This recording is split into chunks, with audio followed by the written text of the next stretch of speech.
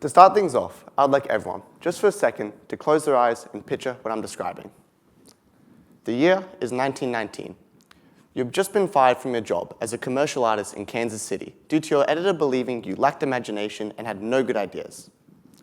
You then decide to open up your own business which focuses on short film animations, which eventually goes bankrupt. You can all open your eyes again. Now, that scenario seems pretty hopeless. You just lost your job, your first business went bankrupt, most people would give up there. But what if I told you that the man that I just described would go on to create the biggest animation company the world has ever seen, being Walt Disney Pictures? Now, who here likes Disney?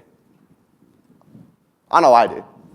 When I think of the word imagination, one of the first people to come to mind is Walt Disney.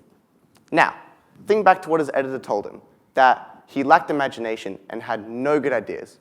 If Walt gave up editing and animating, we would not have some of the fan-favorite characters we have today, such as Donald Duck and Mickey Mouse. Self-doubt has the potential to hold you back from achieving your life's goals. But what makes the difference in whether self-doubt is a hindrance or a help is the strategies that we put in place in order to deal with it.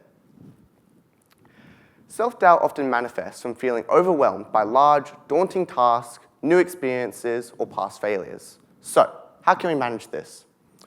Break down and categorize tasks into smaller, more manageable chunks. Doing this creates small opportunities for success.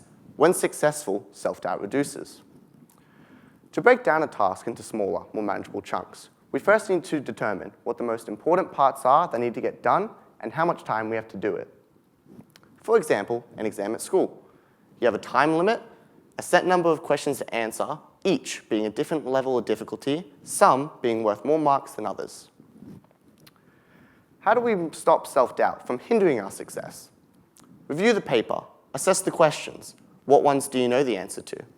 By starting with questions you are confident in, you not only have a positive start to the task, but with each question answered, you lessen the amount of self-doubt that you feel. Another technique you can use is stress management techniques, such as, you may have heard of an acronym called CALM. CALM stands for check-in, action, let go, and mindfulness. Let's start with check-in. How are you feeling physically and mentally? Are you nervous, anxious, exhausted? Next is action. Are you taking the steps required to help lessen the amount of self-doubt, such as talking to friends and taking breaks? Next is let go. Are you able to identify what you have no control over and simply let it go? Finally, we have mindfulness.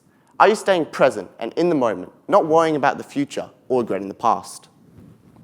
Self-doubt is something we all face, but what makes a difference in whether it's a hindrance or a help are the strategies we put in place and how we deal with them, such as breaking down tasks, using acronyms such as CALM, and taking small, consistent steps forward. We not only lessen the amount of self-doubt that we feel, but allows us to regain control over our overall lives and success. Thank you for listening.